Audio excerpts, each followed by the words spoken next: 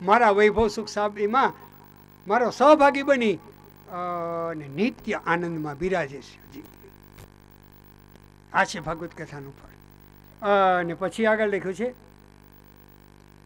કે બધા શાસ્ત્રનો સાર જેમાં ભરેલો એને ભાગવત કહેવાય. પછી આગળ લખ્યું છે તદગૃહમ તીર્થરૂપમ, જેના ઘરમાં ભાગવત બિરાજે છે એનું ઘર તીર્થ રૂપે છે. આ ભૂદેવને પૂછજો તમે, કોઈના ઘરમાં ભાગવત નહીં હોય? બધાના ઘરમાં હશે. પછી વૈષ્ણવોને પૂછી લેજો, ભાગવત કોઈના ઘરમાં નહીં હોય? બ્રાહ્મણ માત્રના ઘરમાં ભાગવત હશે. તમે મારે ઘરે આમંત્રણ આપવા આવશો તો મારા ઘરમાં ભાગવત જ હશે ને હું પોથી લઈને જ આવવાનો છું. હકીકત છે. એ ગોર જેના ઘરમાં ભાગવત બિરાજે તીર્થ જેવું હોવું જોઈએ કે નહીં? તદગૃહમ તીર્થ રૂપમ, આપણે લખ્યું છે તીર્થ જેવું જ હોવું જોઈએ. પણ તમે ઓચિંતા ગોરને ઘરે જઈ ચડજો, સરપ્રાઇઝ વિઝિટ જેને કહેવામાં આવે, ઓચિંતા જઈ ચડજો. જો ગોર ને ગોરાણીની વચ્ચે ભાગવતને બદલે મહાભારત ના ચાલતું હોય તો તમે મને કહેજો. ચાલતું હોય તેના ઘરમાં ભાગવત બિરાજે છે તો તીર્થને બદલે કુરુક્ષેત્રનું મેદાન કેમ ગોરનું ઘર બની ગયું? કારણ હીરામાં આમંત્રણ આપવા આવે ને ત્યાં ગૌર બાપા ગોરાને કહે કે જરા લો કબાટ ખોલીને ભાગવતજી તો લાવજો, તેને સાફ કરવું પડે. આ દોષ આવે. ગોરે કોઈથી ગોરાણીને પાંચ તે સંભળાવ્યા ના હોય. પછી મહાભારત હોય કે ના હોય તમે કહેજો. પણ ભાગવતજી બિરાજે છે એનો અર્થ એમ કે નિત્ય એના 5 અધ્યાય વાંચવા. તદગૃહમ તીર્થરૂપમ. એક તમને કહું, ગંગાજીની અંદર સ્નાન કરવાથી પુણ્ય મળે કે ના મળે? કોઈ વિશ્વમાં એવી વ્યક્તિ નથી હિંમત કરી શકે કે પુણ્ય ન મળે એમ કહેવાનું. There is no person. અને અવશ્ય પુણ્ય મળે. ગંગા આટલી પવિત્ર છે. બીજો પ્રશ્ન, ગંગામાં સ્નાન કરવાથી પાપ નાશ પામે કે નહીં? ગંગામાં સ્નાન કરવાથી પાપ નાશ પામે, 100% સાચી વાત છે. ગંગામાં સ્નાન કરવાથી પુણ્ય મળે, 100% સાચી વાત છે. ગંગામાં સ્નાન કરવાથી જીવડો પવિત્ર બને, 100% સાચી વાત છે. ગંગામાં સ્નાન કરવાથી યાત્રાનું પરિપૂર્ણ ફળ મળે, 100% સાચી વાત છે. પણ લવિંગિયા મરચા જેવો સ્વભાવ હોય એ બદલશે? તમે મને કહેજો. નહીં બદલે, 100% નહીં બદલે. ગંગા દયાલુ છે. તમારા પાપના પોટલા લઈ લે, સામે તમને પુણ્ય આપે, પવિત્ર બનાવે, તમારી યાત્રાનું પરિપૂર્ણ ફળ તમને અર્પણ કરે. સ્વભાવ બદલવાની કોઈનામાં શક્તિ હોય ને તો રામ અને કૃષ્ણની કથામાં છે. હકીકત છે. બાકી કોઈની અંદર શક્તિ નથી. રામ અને કૃષ્ણ એની કથા જ માનવના સ્વભાવને બદલી શકે છે. એટલા માટે કીધું છે કે જેના ઘરમાં નિત્ય રામકૃષ્ણની કથા થતી હશે તદગૃહમ તીર્થરૂપમ.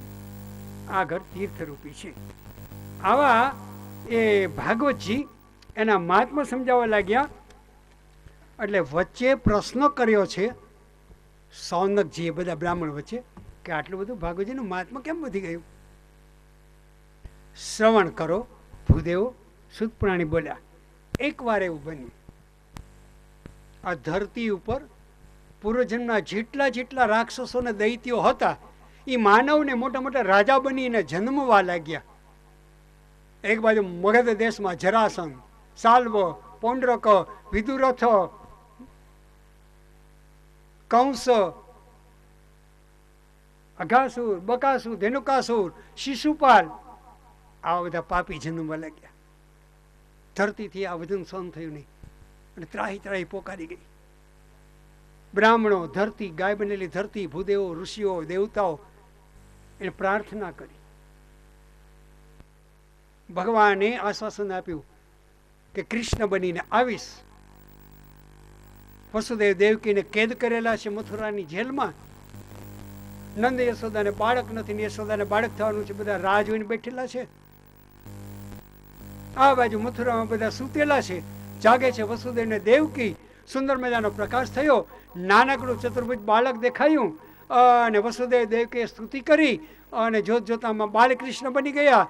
કરંડિયામાં પધરાવ્યા, યમુનાને પાર કરી અને નંદ બાબાના મેલમાં યશોદાના કુખમાં પધરાવ્યા અને વસુદેવ બાળકીને લઈને નીકળી ગયા પછી લાલા કનૈયા નોમને દિવસે વહેલી સવારે નંદને 4 વાગે દર્શન થયા અને નંદ ઘેર આનંદ થયો.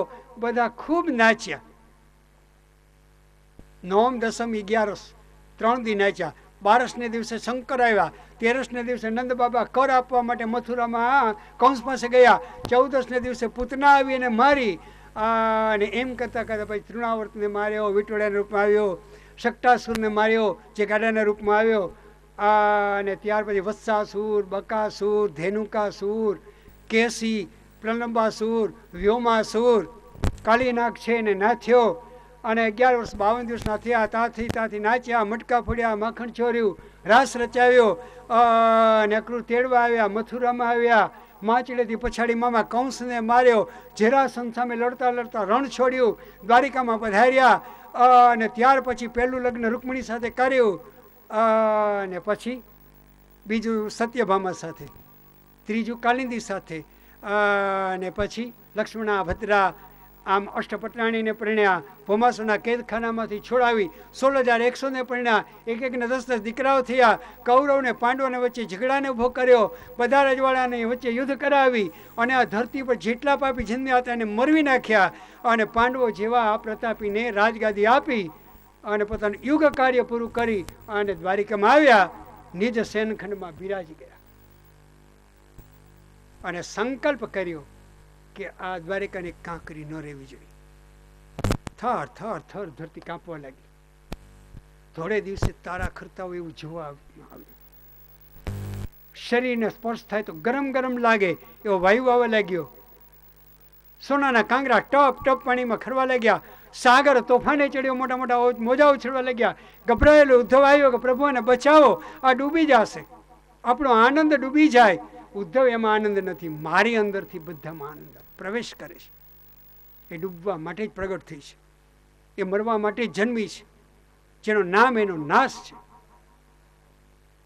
બદ્રીવનમાં નીકળી જાઉં ઉદ્ધા, અને હું પણ યાદવોને લઈને પ્રભાસ તીર્થમાં નીકળી જાઉં. ભગવાન પ્રભાસ ક્ષેત્રમાં નીકળી ગયા. યાદવોના બાળકોને કહ્યું કે યજ્ઞ કરો, બ્રાહ્મણોને દાન દક્ષિણા આપો અને પરલોક માટે થઈ અને કંઈક પુણ્યનું ભાથું બાંધીને જાઓ. યજ્ઞો કરાવ્યા, બ્રાહ્મણોને દક્ષિણા આપી, બ્રાહ્મણોએ આશીર્વાદ આપ્યા. બ્રાહ્મણો આશીર્વાદ આપે, સંપત્તિ મળે, સુખ મળે, પણ મોતને કોઈ ટાળી શકતું નથી. એક યાદ રાખો જેવી વાત છે.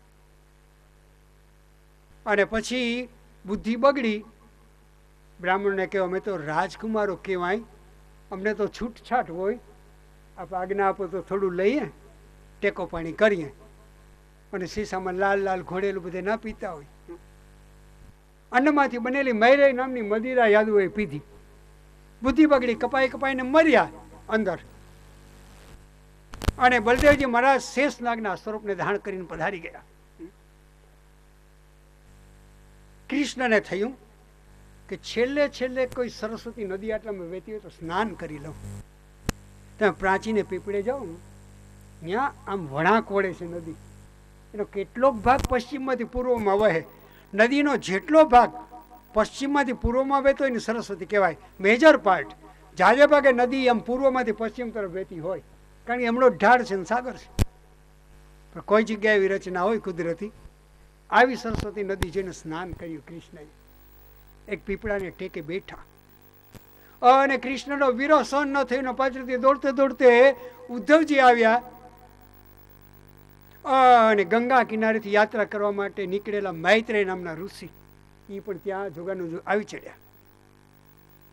અને ઉદ્ધવે કૃષ્ણના પગ પકડ્યા. મહારાજ, ધામમાં પધારી જશો એવું લાગે છે. હા ઉદ્ધવ, યુગ કાર્ય પૂરું થયું, ધરતી પર કેમ પડ્યો રહું? પગ પકડ્યા. મહારાજ, મને સાથે લઈ જાશો?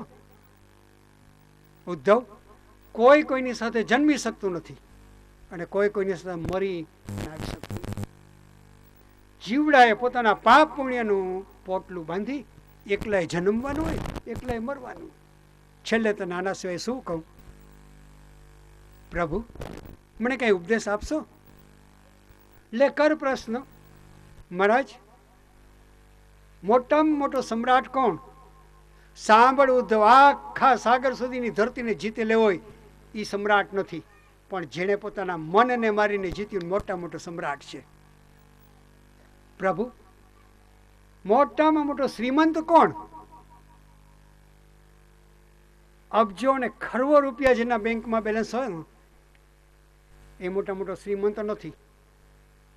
પણ વિશ્વમાં જેટલી જગ્યાએથી સારા સારા વિચાર મળ્યા છે એ બધાને એકત્રિત કરીને મનમાં ભરીને બેઠો હોય એના જેવો કોઈ રૂપિયાવાળો નથી.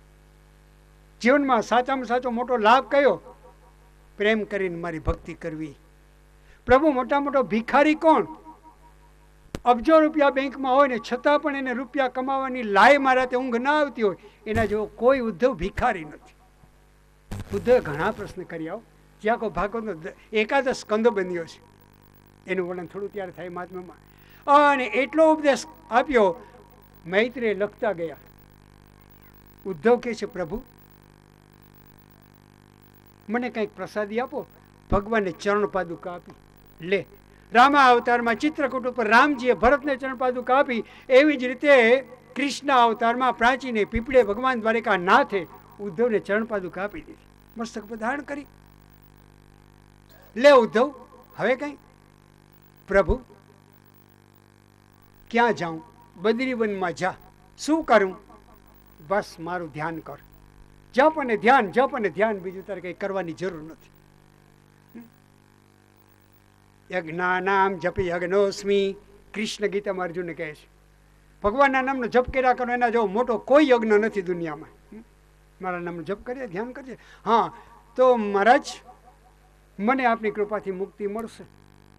પણ પ્રભુ કલિયુગના જીવડાનું લે નારદ ઉદ્ધવ તે પ્રશ્ન કર્યા અમે જવાબ આપ્યા. શ્રીમદ ભાગવતના પાનાની રચના કરી. એ જ શ્રીમદ ભાગવતની અંદર તું નજર કર. કૃષ્ણે ચતુર્ભુજ રૂપ લીધું એમાં પ્રવેશ કરી ગયા. આજની તારીખે એ હજી ભાગવતજીમાં બિરાજે છે. એ ભગવાનનું વાંગમય સ્વરૂપ છે. બરાબર છે. માટે સૂત પુરાણે કહે છે ભૂદેવ એટલા માટે આ ભાગવતજીનું મહાત્મ્ય છે. અને એ મહાત્માને સમજાવવા માટે 6:45 થયા તો વાંધો નહીં, મને કહેતા રહેજો. કૃષ્ણ કનૈયા લાલ કી. તમે છે ગૌર બાપે ઘડિયાળ તો બાંધી પણ મારા જેવા ભિખારી બ્રાહ્મણને સારી ઘડિયાળ કોણ આપે ભેટમાં? એટલે તમારે જોઈએ ને તો હું કથા પૂરી કરું જોજો બંધ છે હો, ચાલતી નથી. ગિરિરાજધર કી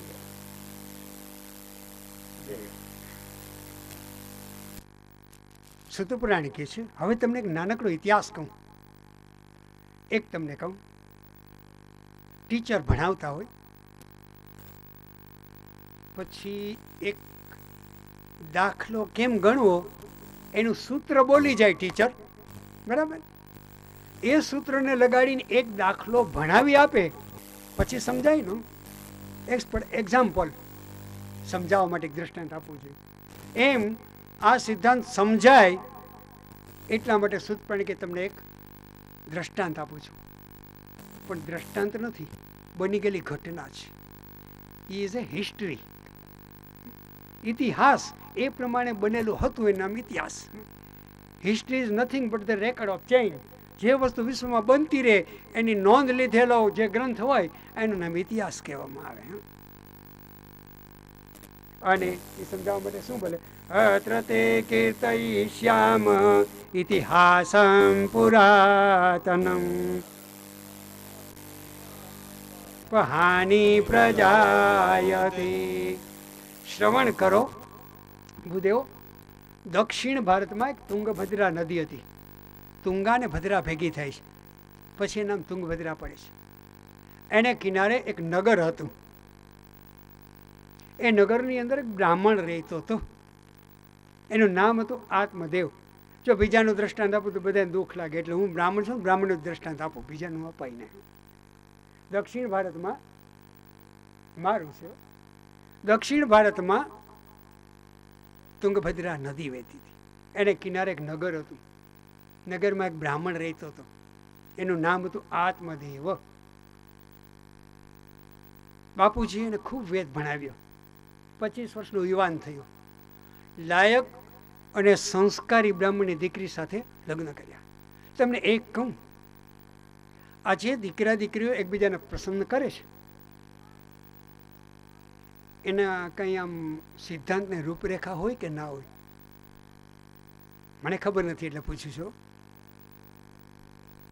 પણ એક વાત અનુભવી મેં કે જાજે ભાગે સારા સારા સુંદર દેખાતા હોય ને એવા હીરો ને હિરોઈનના ફોટાને મેળવી નક્કી કરતા હોય. હકીકત તમને કહું છું, એ આપણો નિર્ણય બરાબર કહેવાય? It is super class decision? ખરેખર નહીં. રૂપ કેટલું છે, ધન કેટલું છે એ મહત્વ નથી, સંસ્કાર મહત્વના છે. આગળ 10મા સ્કંદમાં કથા આવશે રૂકમિણીએ કૃષ્ણને પસંદ કેમ કર્યા. એનો પહેલો શ્લોક શું? શ્રુત્વા ગુણાન ભુવન સુંદર શૃણવતામ તે. શ્રુત્વા ગુણાન, તમારા ગુણ સાંભળીને તમને વરવાની ઈચ્છા થઈ છે.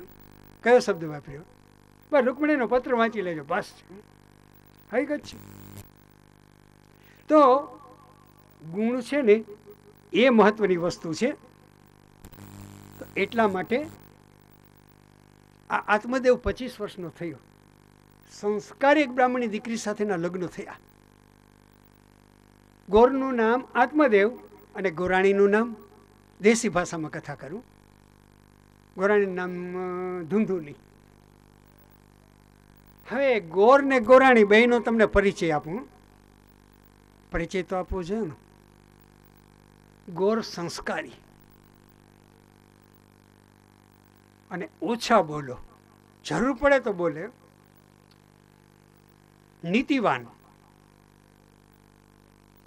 શાસ્ત્રના એક એક નિયમ પાડીને મર્યાદામાં રહેવાવાળું. ગોરાણીમાં લાટકા ઘરના હતા. ભાગવતમાં લખ્યું છે, મને ઠપકો દેતા નહીં. એક તો આમાં લખ્યું છે કે જીભ બહુ લૂચી હતી એની, ખાવાના મોટા શોખીન હતા. આપણે અઠવાડિયામાં એકવાર રવિવારે રજા બટેટા વડા બનાવી અને 3-4 વાર જોઈએ અઠવાડિયામાં. બહુ ખાધોડકા હતા, આવું લખ્યું છે ભાગવતમાં. પછી બહુ બોલકા હતા અને પાડોશમાંથી બહેનોને ભેગી કરી અને એકબીજીની વાત કરીને ખટપટ કરવાની ટેવ હતી. આ નખોદ કાઢી નાખે. આવા ગોરાણી હતા. ગોર બાપા હવન કરાવવા માટે જાય અને ગોરાણીમાં મોજ મજા. પછી પાડોશમાંથી મોંઘી માન, જમના માન ને ગોમતી માન બધા આવે, બેસે. એમ 2-3 વાર મોકો મળી જાય અને રાત્રે જમવા ભેગા થાય બધા ઘરમાં. એકાદાના ઘરમાં તો મહાભારત લાગી જ જાય. આવા ગોરાણીમાં હતા. બોલો, એ કેવા કહેવાય અને ગોર કેવું. પણ પ્રાર્થની વાત છે, હકીકત છે. પતિ અને પત્ની એ સંસારી રથના 2 પૈડા છે, સમાન હોવા જોઈએ તો રથ સરખી રીતે ચાલે. પણ એક ટ્રેક્ટરનું હોય ને બીજું સ્કૂટરનું હોય ને તો એક્સિડન્ટ થઈ જાય, હતા નહોતા થઈ જાય. આવા ગોરને ગોરાણી હતા. હવે એમાં સંસાર ચાલતે ચાલતે ચાલતે 10 વર્ષ નીકળી ગયા અને ગોરને ખરે કંઈ સંતાન થયું નહીં. બ્રાહ્મણે દીકરા માટે થઈ અને પેલા તો પુષ્કળ યજ્ઞો કરાવ્યા અને કેટલું ધન વાપરી નાખ્યું. વિચાર કર્યો યજ્ઞ કરતા બાળક ન થયા, એટલે ગાયોના દાન આપું. ખર્ચા કરી કરીને કિંમતી ગાયો વેચાથી લઈને ગાયોના દાન આપ્યા. દીકરાનો જન્મ થયો નહીં. રાજા આગળથી સોનામોર આપી અને ભૂમિ વેચાતી લઈને ભૂમિના દાન આપ્યા, તો એ દીકરો થયો નહીં. અને પછી આત્મદેવને કંટાળો આવ્યો. વિચાર કર્યો કે ક્યાંય જઈને ડૂબી મરું. આત્મહત્યા કરવાનો વિચાર આવ્યો ને જંગલમાં નીકળી ગયો. પેટ ઉપર એક મોટો પથ્થરો બાંધી અને આ સરોવર દેખાય ને એમાં પડી જાઉં. પણ લે તરસ લાગી છે ને, મારે પગ લાંબા ટૂંકા કરવાની મનાઈ હોય અને બ્રાહ્મણોને મનાઈ હોય, તમે આરામથી બેસી બરાબર ઇન્ટુ ઇઝી ચેર, તમને જ્યાં પસંદ પડે ત્યાં. પણ મહેરબાની કરીને 10-15 મિનિટ કદાચ કથા વધી જાય ને તો મેદાન ખાલી કરી દેતા નહીં, નકર પછી મારા બ્રાહ્મણો તો બેસશે મારે એને સંભળાવવાનું રહે. અને બરાબર સરોવરને કિનારે આવ્યો આત્મદેવ. પથ્થર નીચે મૂક્યો. તરસ લાગી હતી, લે પાણી પી લઉં. ખોબાભાઈને પાણી પીધું. બાજુમાં એક સંન્યાસીને જોયા. સંન્યાસી મહારાજ પણ જલપાન કરતા હતા. બ્રાહ્મણે થયું કે સંન્યાસી મહારાજને વંદન કરી લઉં, મરવું તો છે જ, પણ મહારાજના આશીર્વાદ લઈ લઉં પછી મરું. ત્યાં મહારાજ ઊભા થઈ અને એક વડલાના વૃક્ષ નીચે આસન લગાડીને બેઠા. આત્મદેવ ત્યાં ગયો અને વંદન કર્યા. બ્રાહ્મણની આંખમાં પાણી જોયા. સંન્યાસી મારે પૂછવા લાગ્યા, તારા ડાબા ખંભા પર જનોઈ દેખાય, તું બ્રાહ્મણ લાગે છે? હા મહારાજ. રડે છે? દુઃખી લાગે છે? બોલ, આટલો કેમ દુઃખી થઈને રડે છે? મહારાજ, દુનિયા આખીનું દુઃખ ભેગું થયું છે, મને કંઈ કહે તો સમજ પડે. તો બ્રાહ્મણ બોલ્યો, મહારાજ સાંભળી લ્યો, લગ્ન કર્યા છે અને નીતિથી રહું છું, વિદ્યા ભણેલો છું, પુષ્કળ દક્ષિણા મળે છે, રહેવા માટે સારું મકાન છે, પતિ પત્ની બેય સુખી છીએ, ખાવાનું પુષ્કળ છે મહારાજ, પણ ઘરમાં ખાવા વાળો નથી. એક શેર માટીની ખોટ છે. લગ્ન થયા 10 વર્ષ થયા અને મહારાજ ઘરમાં એક નાનકડું બાળક નહીં. અરે બ્રાહ્મણ, મૂર્ખતા ભરેલા વિચાર કરે છે તું. દીકરો થવો કે ન થવો પ્રારબ્ધને આધીન છે, પણ તપ કરીને ભગવાનને મેળવી લેવો એ આપણે આધીન છે, મેળવી લેવો જોઈએ. મહારાજ, આપ સંન્યાસી છો ને એટલે આપણે ત્યાગની વાત આવે, પણ બાજુની અંદર હું જોઉં છું, કોઈ પણ પુરુષ બજારમાંથી કંઈ ખાવાની વસ્તુ લઈને આવે એટલે એના દીકરા ને દીકરીઓ દોડે કે મારા પપ્પા આવ્યા મીઠાઈ લાવ્યા, મારા પપ્પા આવ્યા મીઠાઈ લાવ્યા. મારે ઘરે હું જાઉં તો બાપુજી કહીને મારા હાથમાંથી પડીકું લેવા વાળું કોઈ નથી. મહારાજ, એ વેદના તમને ક્યાંથી સમજાય? આમ બ્રાહ્મણ બોલ્યો, મહારાજ એ તો ઠીક, પણ કેટલા વર્ષોથી આ ગાય મેં ફળિયામાં બાંધી છે એ વ્યાતી નથી. મહારાજ, કેટલા વર્ષોથી મારા આ ફળિયામાં મેં વૃક્ષ વાવ્યા એમાંય ફળ આવતા નથી. અને મહારાજ, બજારમાંથી ફળ લઈને આવું ને પાકેલું ફળ હું મારા પટારા ઉપર મૂકું, એ 2 કે 5 કલાકમાં એમાં જીવાત પડી જાય છે.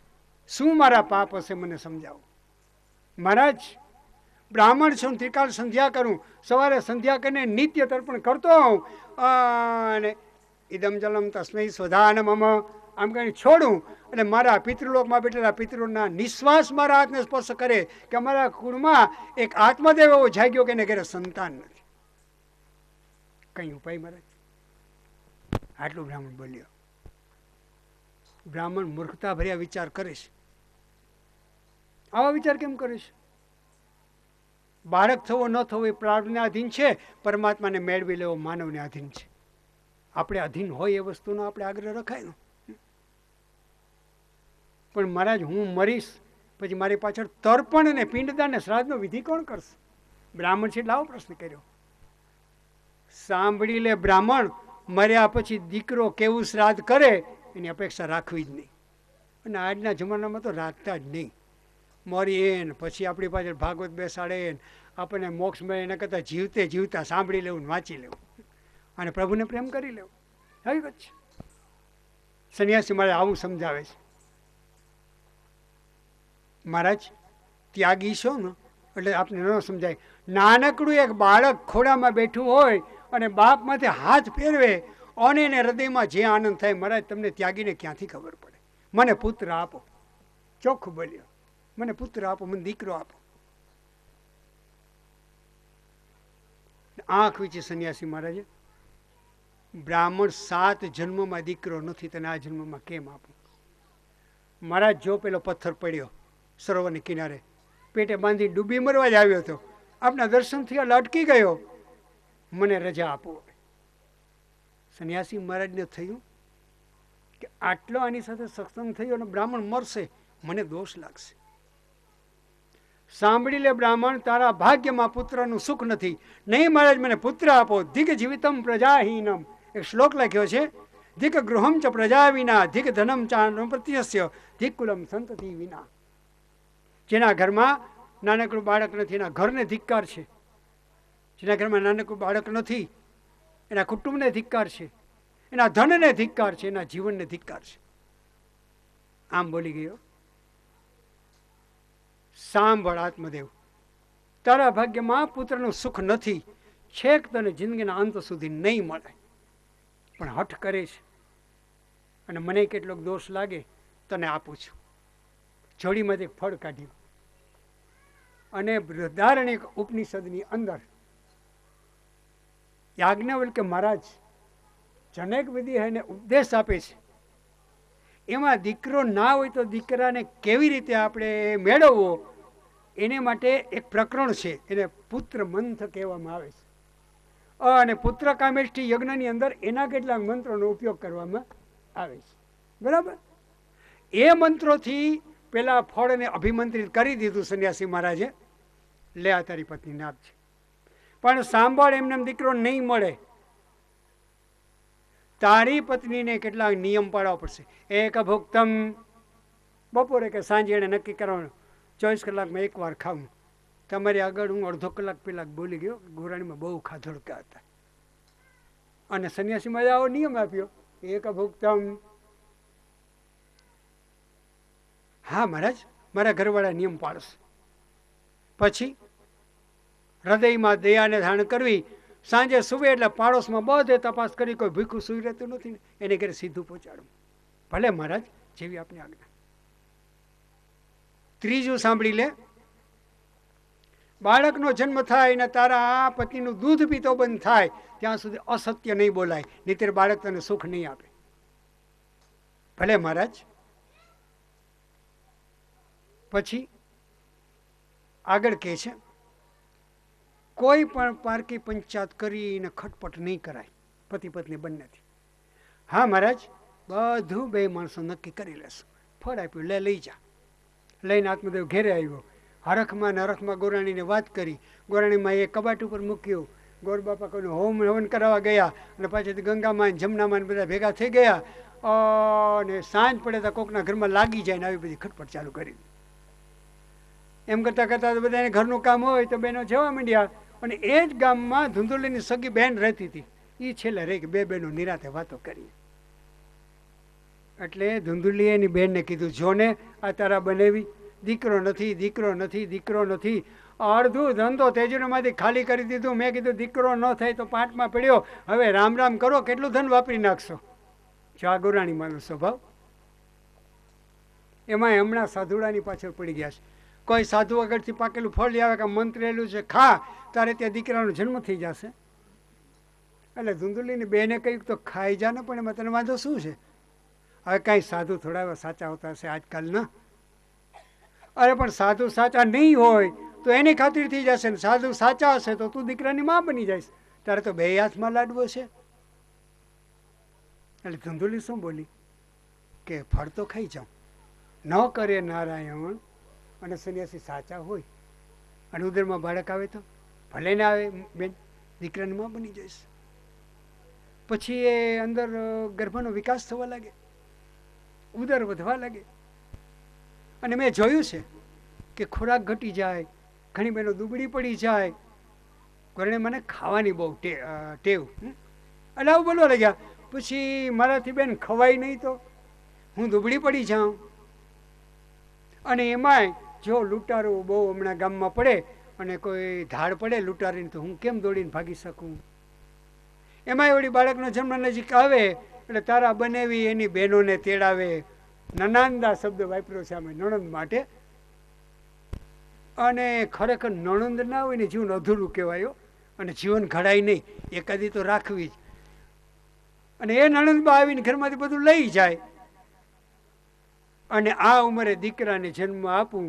મારા આજકાલ આખું વરસ ઘરમાં રંગીન ટીવી જોયા કરવું છે અને પરિણામમાં 95% માર્ક મેળવવા છે. પછી કોપી કરવા માટે લખવાની એમ નથી લેવી. અને જે નવનીતને ગાઈડન્સને હોય ને એના પાના છાપેલા ફાડી પાડીને લઈ જવા અને પાસ થઈ જાઉં વગર મહેનતે. આમાં ને ધૂંધલીમાં કાંઈ અંતર નથી. એની કથા છે આ.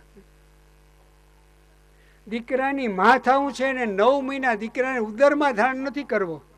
અને પ્રસૂતિની વેદના સહન નથી કરી. આવું કહે છે ધુંધુલી. ત્યારે ધુંધુલી બેન બોલી, તો બેન એક કામ કરીએ, તો મારે ત્યાં ખાવાવાળા ઘણા છે ને ખાવાનું નથી. ત્યારે તે ખાવાનું છે ને ખાવાવાળા નથી. જો મારે ત્યાં બાળક થશે ને 8-9 મહિના પછી, હું તને આપી જઈશ. તું તારા પતિનું મન મનાવજે કે મારા ઉદરમાં બાળક છે, નાટક કરજે.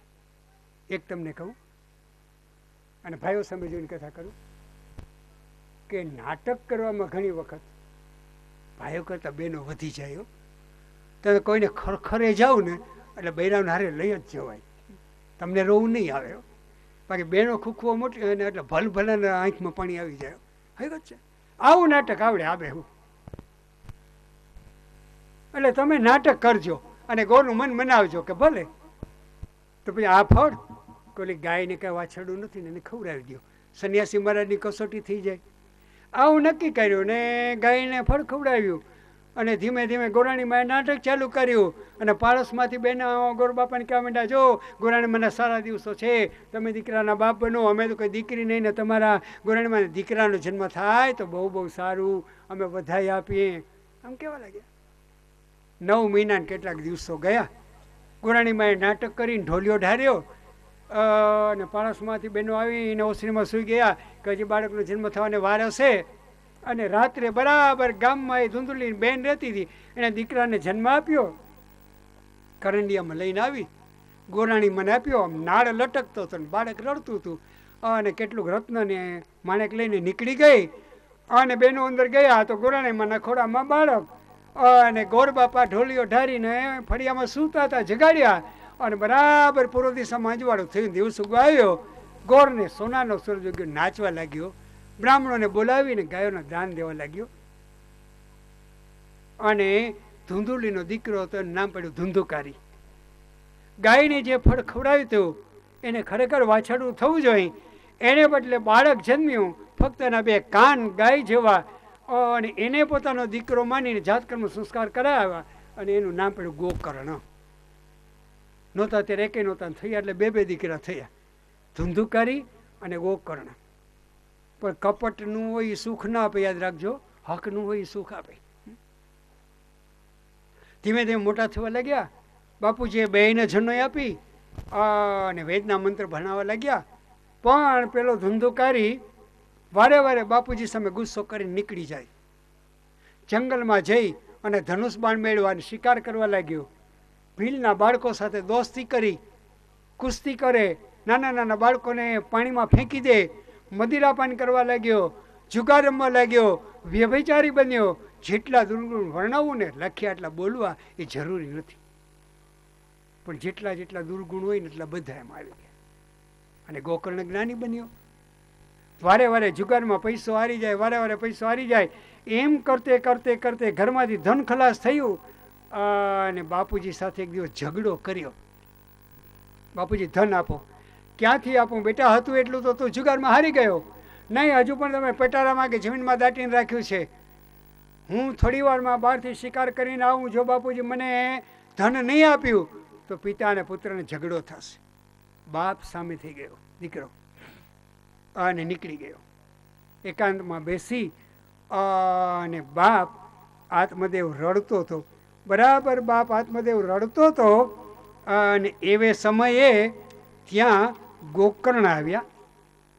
બાપુજીને રડતા જોયા એટલે બાપુજીને પૂછ્યું. તો બાપુજી કહેવા લાગે, બેટા કયા સુખ ને હું નિંદર કરું અને કયા સુખથી હસું? આ જોને કેવો પાપી પાક્યો. જેટલું ધન હતું એટલું જુગારમાં હારી ગયો, વ્યભિચારી, ચોરી કરવા વાળો અને જુગારી બન્યો. હમણાં ધન લેવા આવશે. ત્યારે ગોકર્ણ બોલ્યો કે બાપુજી સાંભળી લ્યો, તમારી સામે આવીને ઊભે ત્યારે તમે એને દીકરો માનો છો, એ ભૂલ કરો છો.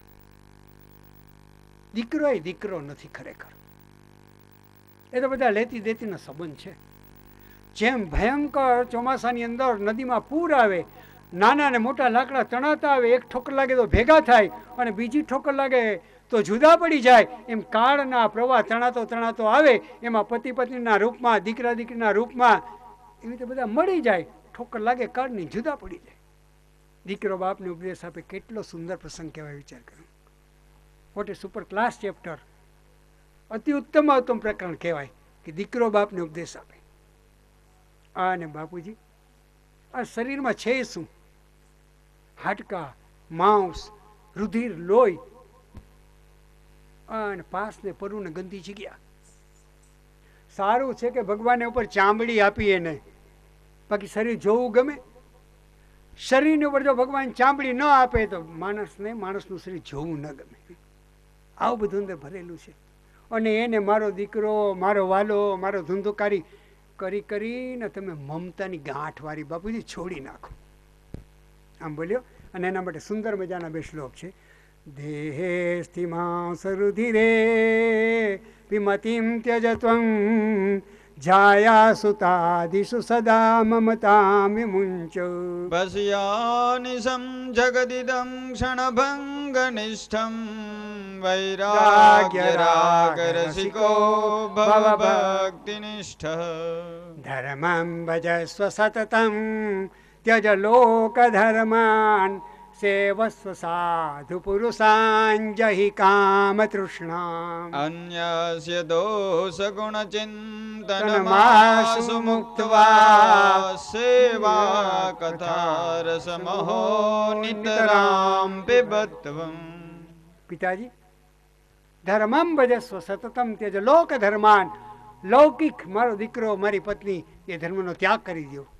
ધર્મં ભજસ્વ, પરમાત્માની પ્રાપ્તિ થાય એવા ઉત્તમ ધર્મ છે, એનો સ્વીકાર કરી લ્યો. સેવસ્વ સાધુ પુરુષાન જહિ કામ તૃષ્ણામ. કામ તૃષ્ણા ઉપર વિજય મેળવી અને કોઈ સંતોનો સત્સંગ કરો. અન્ય ગુણ દોષ ચિંતન માસ મુક્તવા. બીજાના ગુણ ને દોષની ચિંતાને છોડી દો અને ભગવાનના ભક્તિમાં લાગી જાઓ. પિતા નીકળી ગયા, આવ્યા ગંગા કિનારે. સવાર બપોર સાંજ 3 સમય ગંગામાં સ્નાન કરી સંધ્યાને ગાયત્રીનો જપ કરે. બાકીના સમયમાં 10 સ્કંદનો પાઠ કરે. એમ 10 સ્કંદનો પાઠ કરતાં કરતાં કનૈયા પર પ્રેમ કરી અને નિત્ય ભગવાનના ગોલોક ધામમાં આત્મદેવ પ્રવેશ કર્યો. આ બાજુ પાછળથી ધુંધુકારીએ મા પાસે આવીને પૈસા માગ્યા. મા આગળ ધન નહીં, મા બિચારી કેમ આપે? અને મા પર હાથ ઉપાડી લીધો. માને બહુ દુઃખ થયું અને અંધારી રાતે એક કૂવાની અંદર પડી અને આત્મહત્યા કરવી અને પોતાના પ્રાણને કાઢી નાખ્યા. છેલ્લે રહ્યો એનો ભાઈ ગોકર્ણ. ગોકર્ણને થયું કે અહીંયા રહીશ તો મારા ભજનમાં વિક્ષેપ પડશે. ગોકર્ણ યાત્રામાં નીકળી ગયા અને આ બાજુ ધુંધુકારી યુવાન બન્યો. 5 વેશ્યાઓ સાથે લગ્ન કરીને ઘરમાં રહ્યો. વારે વારે કંઈ સારી સારી વસ્તુ માગે.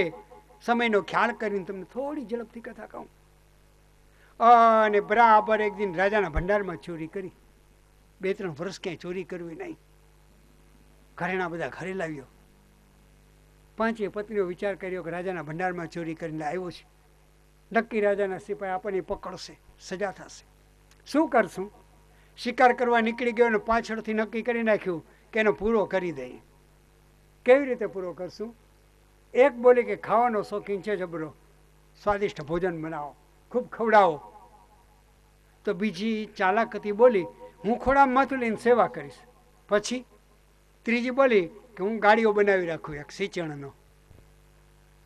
ચોથી બોલી કે એક કામ કરીએ, અહીંયા લાકડામાં એને લટકાડી દઈ. 5મી બોલી કે હું બરાબર ગળા ફાંસો આપી દઈશ. આવું 5એ નક્કી કર્યું. પેલો આવ્યો એટલે ખૂબ એને પ્રેમથી આગ્રહ કરીને જમાડ્યો. ઢળી પડ્યો, એક મસ્તકની સેવા કરવા લાગી. ઊંઘ આવી ગઈ. બીજી આમ ગાડીઓ પર આવ્યો અને લાકડા પરથી ખેંચવા લાગી. અતિ પાપી હોય ઝટ કરીને મરતો નથી. યાદ રાખો જેવી વાત છે. દોરી તૂટીને નીચે પડ્યો. પેલી 5એને થયું હમણાં બેઠો થઈને મારી નાખશે. એટલે હિંમત કરી અને છાતી ઉપર ગોઠણ રાખી અને મોઢાને માથે દબાવી રાખ્યું. એક ચાલાકે કહ્યું તમે 4 જણી એને દબાવી રાખો અને હું એને મારવાનો કંઈક પ્રયાસ કરું. બરાબર ચૂલા આગળ ગઈ અને લાકડામાંથી ધગધગતા અંગારા લઈ સુપડામાં આવી અને મોઢામાં ભરી દીધા. બ્રાહ્મણનો દીકરો તો દુઃખથી મર્યો. પછી એને બહાર ક્યાં લઈ જાશું? વાત બહાર પડી જાય. ઘરમાં ખાડો ખોદ્યો, કેટલુંક એમાં નિમક પધરાયું ને કૃષ્ણ કનૈયા લાલ કી, આખી વાત પર પડદો પડી ગયો. પેલી પાંચેય ધન લઈને બહાર નીકળી ગઈ કે રાજાને ખબર પડે તો આપણને સજા થાય. પાડોશમાં ગોકર્ણના કેટલાક કુટુંબીજનો રહેતા હતા, એને ખબર પડી.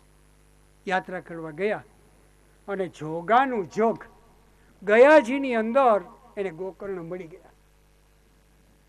એના કાકાઓ મોટા બાપાએ કહ્યું કે ભાઈ આમ બની ગયું, તારો ભાઈ ધંધુકારીનું આવી હત્યા થઈ છે અને પ્રેત બન્યો હશે. તો કે ગયાજીમાં જ છું, લે હું પિંડદાન કરું. એટલે ગયાજીમાં એની પાછળ ગોકર્ણએ પિંડદાન કર્યું. લે હવે મારે ઘરે જાઉં. ચાલતે ચાલતે ચાલતે કેટલા દિવસે પહોંચ્યો, પણ રાત્રિનો સમય હતો, મધ્યરાત્રિ હતી. પોતાના ઘરના કમાડ ખોલી પેલા ફળિયામાં આવ્યો, અંદરથી કમાડ દઈ ઓસરીને સાફ કરીને બેઠો. દર્પણ વાસન, જલનું કમંડલ, લે બે ઘડી પરમાત્માનું નામ લઈ લઉં. એવામાં સામે ઓસરીમાં એક ખૂણામાં અગ્નિ દેખાયો. આમ નજર કરી, ભાગવતમાં લખી છે, ક્વચિન મે સહ ક્વચિન હસ્તી, ક્યારેક બકરા જેવો દેખાય અને મહિષો ભવે, ક્યારેક પાડા જેવો દેખાય, ક્યારેક ઇન્દ્ર જેવો દેખાય. વિચાર કર્યો, નક્કી કોઈ પ્રેતાત્મા છે. કમંડલમાંથી જલ લીધું, વેદ મંત્ર બોલી છાંટ્યું. જેવો પોતાનો ભાઈ હતો ને ધંધુકાર એવો પ્રગટ થયો. બધા કહે છે કે ભૂતને પ્રેત જોવું હોય ને કોઈ દી વિચાર કરતા નહીં હો, સારું નહીં. એના પગના આંગળા પાછળ ને પેની આગળ હોય એવું નથી, પણ ભાગવતમાં લખેલું છે બે પગ આમ જમીન ઉપર દીધેલા હોય ને આમ વિકૃત હતા. વિકૃત દર્શનમ એવું લખ્યું છે. અને પાતળા પાતળા હાથ, ટચલી આંગળી હોય ને એવું પાતળું ગળું, આમ આમ કરે. પાણી પીવું પણ પી શકતો નથી. ભૂખ્યો છે ને ખાવું છે ખાઈ શકતો નથી. બોલવું છે ને બોલી શકતો નથી. હાથમાં જલ લઈ ગાયત્રી મંત્ર બોલીને છાંટ્યું. એટલે પોકે પોકે રોવા માંડ્યો ને બોલ્યો, અરે પાપી, ગોકર્ણ બોલ્યા, તારા પાછળ સમાચાર મળ્યા એટલે મેં ગયાજીની અંદર ગયા પિંડ દાન આપી અને શ્રાદ્ધ કર્યું છે. શ્રદ્ધયા ક્રિયતે ઇતિ શ્રાદ્ધમ, શ્રદ્ધયા યદ ધેયમ ઇતિ દાનમ, શ્રદ્ધયા ક્રિયતે ઇતિ કર્મમ. શ્રદ્ધાથી કરવામાં આવે ઉત્તમ કર્મ અને યજ્ઞ, શ્રદ્ધાથી દેવામાં આવે દાન, અને શ્રદ્ધાથી જે કંઈ કરવામાં આવે આપણા પૂર્વજો પાછળ એનું નામ શ્રાદ્ધ. અને છતાંય તારી આ દશા. ત્યારે પેલો શું બોલ્યો, ગયા શ્રાદ્ધ સતેનાપી મુક્તિર્મે ન ભવિષ્યતિ. તમે 100 વાર જઈને ગયા દીમાં પિંડદાન કરો તો મારી મુક્તિ ન થાય. માથામાં જેટલા વાળ છે એટલા કાળે કરીને ગણી શકાય, પણ મેં જે પાપ કર્યા ન ભૂતો ન ભવિષ્યતિ. મા ઉપર હાથ ઉપાડ્યો, બાપ ઉપર હાથ ઉપાડવા તૈયાર થઈ ગયો. આટલા પાપ કર્યા છે ભાઈ, મને આ પાપમાંથી ઉગારો. ચાલ છાટ્યું, જા તારી જગ્યામાં છુપાઈ જા. એટલે વાયુના રૂપમાં અને પ્રેતથીને ભટકવા લાગ્યો. તારા માટે વિચારી લઈશ. આખી રાત વિચાર કર્યો પણ કાંઈ પણ ઉપાય સૂઝ્યો નહીં. સવાર પડ્યું ને પ્રાતઃ સંધ્યા કરીને પોતાના વડીલોને, કાકા, મોટા બાપા, દાદાઓને મળ્યા અને આખો પ્રસ્તાવ મૂક્યો. બ્રાહ્મણો કોઈ પણ માર્ગ શાસ્ત્રમાંથી ગોતી શક્યા નહીં, નિર્ણય પણ ના આવી શક્યા. ગોકર્ણને બહુ દુઃખ થયું. મધ્યાહન સંધ્યાનો સમય થયો અને તુંગભદ્રા નદીમાં સ્નાન કરીને કમર સુધી જલની અંદર ઊભીને સૂર્યનારાયણને મધ્યાહન સંધ્યામાં એક જ અર્ઘ્ય આપવાનો હોય. અર્ઘ્ય આપ્યો. બ્રાહ્મણ અર્ઘ્ય આપે પછી ઉપસ્થાન મંત્ર બોલે, ઓમ દ્વયંતમસસ્પરી સ્વ પશ્યંત ઉત્તરંગ દેવં દેવત્રા સૂર્યમગન્મ જ્યોતિરુત્તમમ. એ ઉપસ્થાન મંત્ર બોલતે બોલતે સૂર્યનારાયણ મહારાજના રથની ગતિને રોકી દીધી. સૂર્યનારાયણ નજર કરી, કોઈ તપસ્વી બ્રાહ્મણ મને રોકે છે. બોલ બેટા, મને કેમ રોક્યો? મહારાજ, મારો ભાઈ, તમને કહું, કંટાળતા નહીં. આ તો અર્ધો સંસારને અર્ધો વૈરાગી એવા બ્રાહ્મણની કથા છે. અને રાતે દિવસ હાથમાં પછી તો કથામાં બહુ મજા આવે. તમે જોજો, ખરેખર સાચી વાત કરું છું તમને. મહારાજ, મારો ભાઈ પ્રેત બન્યો. મેં ગયા શ્રાદ્ધ કર્યું અને મને દર્શન આપીને કહેવા લાગ્યો કે 100 વાર ગયાજીમાં જઈને પિંડદાન કરો તો પણ મારી મુક્તિ ન થાય. એના માટે શું કરું? ચિંતા ન કર. બ્રાહ્મણ સૂર્યનારાયણ બોલ્યા. એક જ વખત પ્રેમથી ગામમાંથી જેટલા આવે સત્સંગી એના સન્મુખ શ્રીમદ ભાગવતનું પારાયણ કરી જા. અવશ્ય મેં તારા ભાઈની મુક્તિ જ છે. અને ગોકર્ણ ઘરે આવ્યા. ગામ સભા બોલાવી, જુદી જુદી સમિતિઓની રચના કરી, જવાબદારીઓ સમિતિઓને આપી દીધી અને અષાઢ સુદ નોમથી પૂનમ સુધી કથાનું આયોજન કર્યું. પહેલે વખતે અને બરાબર વ્યાસપીઠ ઉપર ગાજતી વાજતી ભાગવતજીને પધરાવવામાં આવ્યા અને ભાગવતજીની શરૂઆત થઈ. જન્માદ્યસ્ય યતોન્વયાદિ તરતશ્ચાથે સુભિઘ્ન સ્વરાટ. પેલો પ્રેતાત્મા ભટકવા લાગ્યો, ક્યાં જાઉં? બરાબર એક પોલો વાંસ હતો, નીચેથી એમાં છિદ્ર હતું, પ્રવેશ કરી ગયો અને ગોકર્ણે કથાને આગળ ચલાવી. પહેલો દિવસ પૂરો થયો અને સાંજે કપિલ ભગવાનના પ્રાગટ્ય સુધીની કથા આવી અને આરતી થઈ. એક ગાંઠ તૂટીને અવાજ આવ્યો અને ઉપલી કાતડીમાં પ્રેતાત્મા આવી ગયો. બીજે દિવસે સવારે કપિલ ગીતાથી શરૂઆત થઈ. તિતિક્ષવ કારુણિક સુહૃદ સર્વદેહી નામ. કપિલ માના શ્લોક કે છે તિતિક્ષવ કારુણિક. માં સંતો કેને કહેવાય? સહન શક્તિ વાળા. તિતિક્ષવ કારુણિક, અપાર કરુણા જેના હૃદયમાં ભરેલી. અને શુદ્ર સર્વદેહી નામ. બધા જીવ માત્રના એ સુહૃદ થઈને રહેતા હોય. શરૂઆત થઈ. Next day, second day, early in the morning, સવારમાંથી સાંજ પડી અને જળ ભરત સુધીની કથા થઈ. સાંજે આરતી થઈ અને બીજી ગાંઠ તૂટીને ઉપલી કાતડીમાં આવ્યો. જીવાતમાં 7 કાતડી હતી. પછી ત્રીજે દિવસે સવારે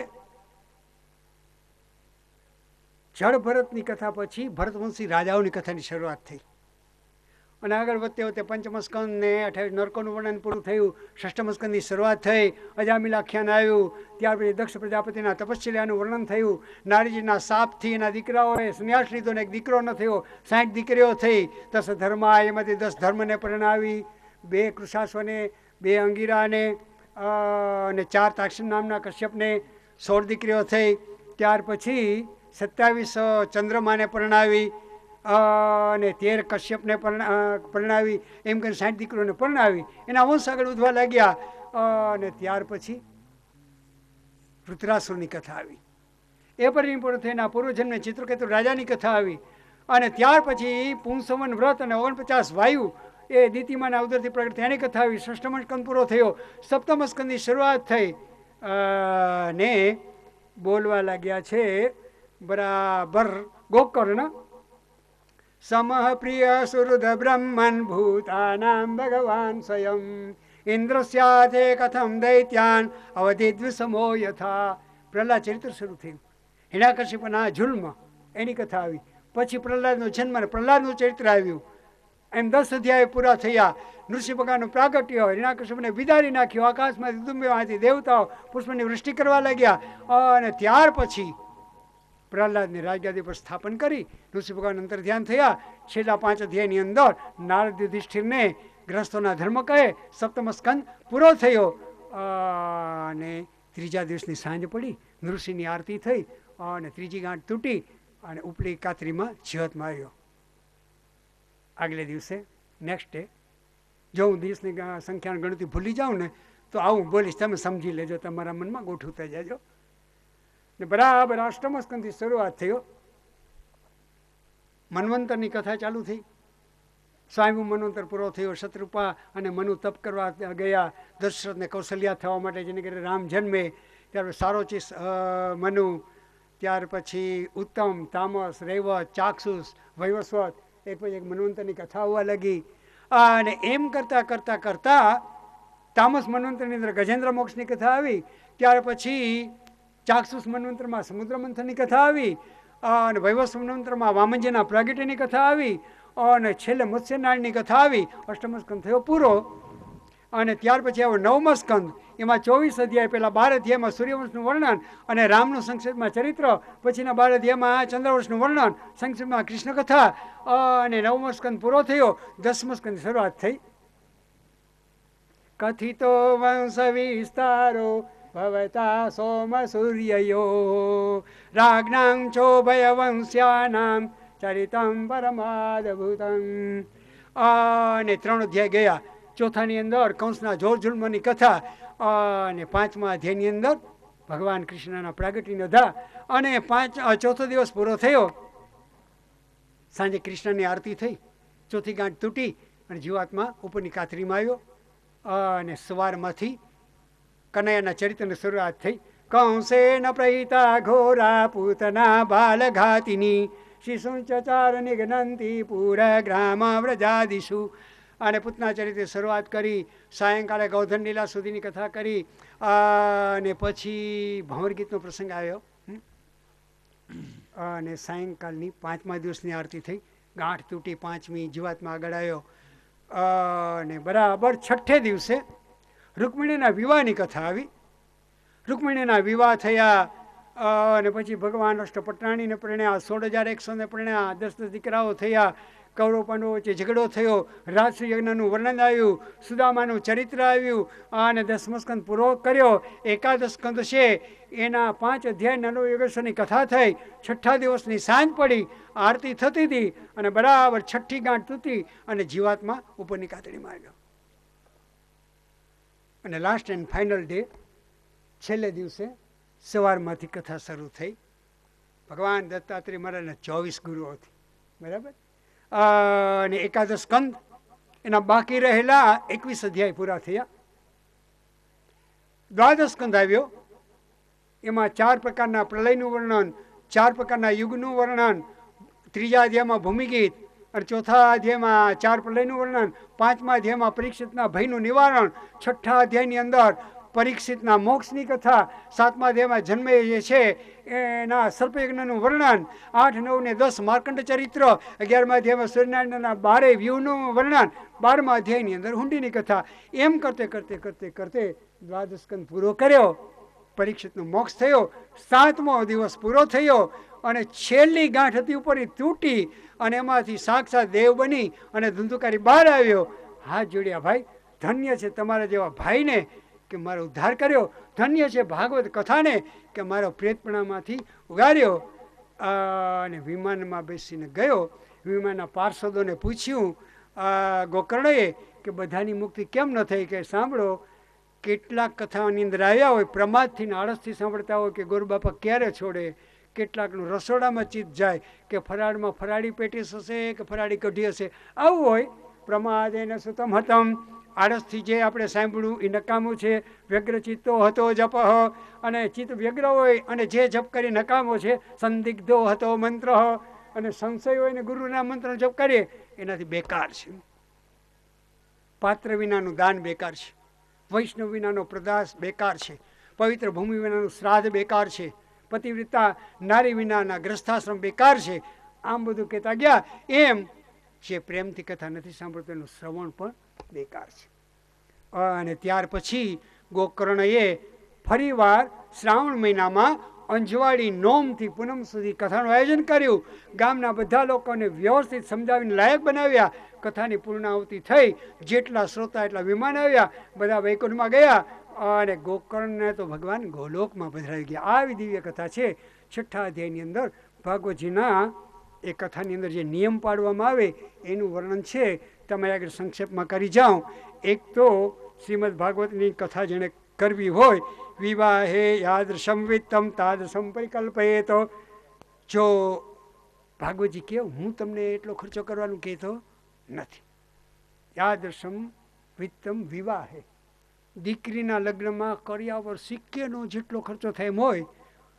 યાદૃશમ વિત્તમ વિવાહે, દીકરીના લગ્ન અને કન્યાદાનમાં જેટલો ખર્ચો કરવો પડે એનો જ એસ્ટિમેટ કાઢો. 1.5-2 પેટી આવી જાય કે ના આવી જાય? ઓછામાં ઓછી આવી જાય. પરિકલ્પયત, એટલા ધનની પહેલાં જોગવાઈ કરી રાખવી. આવું બધું મેં લખ્યું છે. ફર્સ્ટ એરેન્જમેન્ટ, પહેલું કામ એ. અને પછી જ્યોતિષના જાણકાર બ્રાહ્મણ આગળથી મુહૂર્ત જોવડાવવું. અને ત્રીજું, કેવો બ્રાહ્મણ નક્કી કરવો? વિરક્તો વૈષ્ણવો વિપ્રો વેદશાસ્ત્ર વિશુદ્ધિકૃત દ્રષ્ટાંત કુશલો ધીરો વક્તા કાર્યો નિસ્પૃહ. ધનના લોભી ના હોય ને એવા બ્રાહ્મણોને આમંત્રણ આપું. અને આજ તમને સારું લગાડવા નથી કહેતો, પણ અહીંયા જેટલા ગોઠવાઈ ગયા છે એમાં કોઈની અંદર એ વાત નહીં આવે. હકીકત છે. ધનનો લોભી ન હોય, ભગવાનના ચરિત્રોમાં જેને પ્રેમ ને ભક્તિ હોય અને દ્રષ્ટાંત આપવામાં કુશળ હોય, ધીરો વક્તા, ધીરજપૂર્વક આખી કથા પૂરી કરવાની જેમાં ક્ષમતા હોય, કેપેબિલિટી, આવા સામર્થ્યવાળા કોઈ પણ વક્તા એને પસંદ કરવા. પછી એકાંતની અંદર વિશાળ મંડપની રચના કરવી, આરામથી બેસી શકાય એવી બેઠકની વ્યવસ્થા કરવી. ને ગાજતે વાજતે સ્વયં સાક્ષાત ઠાકોરજી પધાર્યા હોય. આપણે ઘરે ગોલોકમાંથી કૃષ્ણ આવે તો આપણે કેટલા ભાવથી એનું સ્વાગત કરીએ, એવા જ ભાવથી ભાગવતજી કૃષ્ણ જ છે એની પોથયાત્રા, એની બિરાજમાન કરવા, 7 દિવસ માટે નિયમ લેવા. ભાગવત ભવરોગની દવા છે અને દવાની સાથે ડૉક્ટર પરેજી આપે એમ સપ્તાહની અંદર કેટલાક નિયમો હોય. પહેલો નિયમ ભૂમિશયનમ, જેને ડનલોપી અને સેટી ઉપર સેવા ટેવાયેલા હોય અને નીચે ઊંઘ ના આવતી હોય ને એને ટેવ પાડવી. નીચે કઠણ પથારી ઉપર સૂવું, સાવ ખુલ્લામાં નહીં પણ કઠણ પથારી ઉપર. બીજું, ભાઈઓએ બાલદાઢી કરવાનો ખટખટ એટલા દિવસ મૂકી દેવી, ક્ષૌર કર્મ ન કરવું. ત્રીજું, ગરબાનો ત્યાગ કરીને જે બ્રહ્મચારી રહેતો હોય, જંગલમાં તપ કરતો હોય, 7 ને 8 દિવસ બ્રહ્મચારી રહેવું. પછી ઉપવાસ કરવો. ઉપવાસ ન થાય તો એકટાણું જમવું, એક ભુક્તમ. પણ કેવું, ભારે અને વારે વારે કથામાં ડોકું નમી જાય ને એવા ખોરાક ન ખાવા, હળવા અને હલકા ખોરાક ખાવા. કાલે તમને અનુભવ થઈ જશે. બપોરે બરાબર દાબીને ફરાળ કરીને આવજો પહેલા દિવસે, અને બીજે દિવસે અડધા ભીખા થઈને આવજો, એટલે પ્રેક્ટિકલ થઈ જાય. આપણે તો થિયરિકલ અને પ્રેક્ટિકલ બેયનો અનુભવ કરવાનો છે. એકલી થિયરી કામની નથી, હારે આપણે અભ્યાસ પણ થતો જ આવજો. બરાબર. તો એક સમય જમવું, સાદું જીવન જીવવું, એનાથી વિશેષ નિયમો, બ્રહ્મચર્યનું પાલન. એનાથી આગળ કોઈની ખટપટ ન કરવી. ત્રીજું, કોઈની નિંદા ન કરવી. ચોથું, વેદ, શાસ્ત્રો, પુરાણ, યતિ એટલે કે સંન્યાસી, બ્રાહ્મણ, રાજા આટલાની નિંદા ન કરવી. પછી પ્રેમથી વ્રત ગ્રહણ કરી અને ભાગવતજીની કથા સાંભળવી. આટલો નિયમ આપ્યો છે. અને ત્યાર પછી સૂત પુરાણીને બ્રાહ્મણોએ પૂછ્યું છે કે આ કથા ક્યારે થઈ, એનું કંઈ પ્રમાણ ખરું? કે પહેલી વહેલી તો ગંગા કિનારે થઈ. જો તમને કહું, ગંગા અને યમુનામાં કંઈ અંતર રાખતા નહીં, રામ ને કૃષ્ણમાં કંઈ અંતર રાખતા નહીં. ઘણા એવું કહો, ગંગા અમે તો વૈષ્ણવ છે, અમે જમનાજીને બહુ માનીએ. વળી કહો કે ભાઈ અમે તો વૈષ્ણવો, તમે રામને માનો, અમે તો વાંસળીવાળા કનૈયાને માનીએ. એમાં કંઈ અંતર નથી ખરેખર. અને ભાગવત સાંભળ્યા પછી જો અંતર રાખીએ, ભયંકર દોષ લાગે. ગંગા એમના બે સમાન છે, રામ ને કૃષ્ણ બે સમાન છે, શિવ ને વિષ્ણુ બે સમાન છે, ભાગવત ને રામાયણ બે સમાન છે, જમણી ને ડાબી આંખ છે. બરાબર. આવો ભેદભાવ ન રાખવો. પણ બ્રાહ્મણોએ પૂછ્યું છે કયા મહિનામાં કથા થઈ, શ્રવણ કરો. પહેલા આવેલી કથા ક્યારે થઈ? ભગવાન કૃષ્ણએ ધરતીનો ત્યાગ કર્યો અને 30 વર્ષ નીકળી ગયા, કલિયુગના 30 વર્ષ ગયા. પહેલા આવેલી પરીક્ષિતના મોક્ષ માટે સુખદેવજી ગંગા કિનારે કથા કરી. પછી 200 વર્ષ બીજા નીકળી ગયા. એટલે ભાઈ ધુંધુકારીના મોક્ષ માટે તુંગભદ્રા નદીને કિનારે ગોકર્ણએ અષાઢ સુદ નોમથી પૂનમ સુધી કરી. ફરીને 30 વર્ષ નીકળી ગયા કલિયુગના. એટલે 4 સનતકુમારે બદ્રીવનની અંદર આનંદ ઘાટ ઉપર ગંગા કિનારે નારદજીને ઋષિઓને સંભળાવી. ફરીને 200 વર્ષ નીકળી ગયા એટલે સૂત પુરાણીએ નેમિષારણ્યમાં સોનક વગેરેને સંભળાવી. આ છે કથાના પરંપરા ભરે કે એ વાલા બ્રાહ્મણો યમપુરીની અંદર હાથમાં દંડ લઈને બેઠેલા યમદેવ પોતાના સેવકોને કહે છે કે હે મારા પ્રિય સેવકો, ધરતી ઉપર જાઓ, શાસ્ત્ર અને વેદની મર્યાદા છે એનું ઉલ્લંઘન કરે એવા પાપીને મારા દરબારમાં લાવજો. પણ જેણે પુષ્કળ પાપ કર્યા હોય છતાં રામ કે કૃષ્ણને પ્રેમ કરી એની કથા સાંભળતા હોય ને એને મહેરબાની કરીને છોડી દેજો. ઇતિ શ્રી પદ્મપુરાણાંતર્ગત શ્રીમદ ભાગવત મહાત્મ્ય ષષ્ઠોધ્યાય ગોવર્ધનનાથ કી જય. ભૂદેવો તમને અહીંયા વ્યાસપીઠ આગળ ભાગવતજીનું પૂજન કરાવશે. 2 મિનિટ ધૂન બોલાવવી જોઈએ. આજે આપણે મોડા થયા છીએ અને પરિક્રમા કરી ત્યારે ધૂન બોલશું. એટલે હીરામાં, પછી સ્વપ્નિલભાઈ અને માજીના 3 દીકરીઓ અને જમાઈ રાજો, ન ભૂલતો હું તો અનિલકુમાર અને દીપ્તિબેન, પછી માલાબેન અને ગિરીશકુમાર, રાજેશ્રીબેન અને યોગેશકુમાર વગેરે વગેરે જે નક્કી થયા હોય એ પધારશે અને એને પૂજા કરાવશે. गिरिराज धरन की जय. भगवान नामात्मक स्वरूपिणी पुराण पुरुषोत्तम श्री भागवत उत्तर पुजनाध्यर्चन महांकरिष्ये हस्तगंधाक्षर पुष्पम तुलसीदलम ग्रहीत्वा ओम इदं विष्णु विजक्रमे त्रिधान्यदधे पदम्बा ढमस्य पाघुं सुरे स्वाहा. श्रेष्ठते लक्ष्मीश्च प्रज्ञा वहोरात्रे पार्श्वे नक्षत्राणि रूपमशिनव्यादम्बा निघाणा मुंबई घाण सर्वलोकम मई घाण. श्रीमन्ना भगवन्नामात्मक स्वरूपिणी पुराण पुरुषोत्तमाय भागवताय नमः. सकलोपचारार्थे उत्तरभजनार्थे सायंकाल पूजार्थे गंधाकृत पुष्पाणिं तुलसीदलानिं समर्पयामि. 3 વખત જલભદ્રાવી દઈએ. સ્થાપિત ધૂપમ ધૂપયામિ, સ્થાપિત દીપમ દર્શયામિ, સ્થાપિત નૈવેદ્યમ નિવેદયામિ. જલમાં આંગળી બોરી અને નૈવેદ્ય ઉપર છાંટી જોઈએ. એમાં જો ચોકલેટ હોય તો કાઢી લેજો ભાઈ.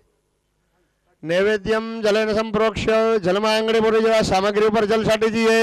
ધેનુમુદ્રિયા મૃતગત્ય, મત્સ્યમુદ્રામાં સાધ્ય, ગ્રાસમુદ્રિયા પ્રદર્શ્ય. ભગવાનને જમાડીએ. ભાગવત ભગવાનને ઓમ પ્રાણાય, ओम अवानाय, ओम व्यानाय, ओम उदानाय, ओम समानाय स्वाहा. 1 વખત ટ્વિંકલ જલ પધરાવી દઈએ. પરબ્રહ્મણે નમઃ મધ્યપાનીયમ સમર્પયામિ.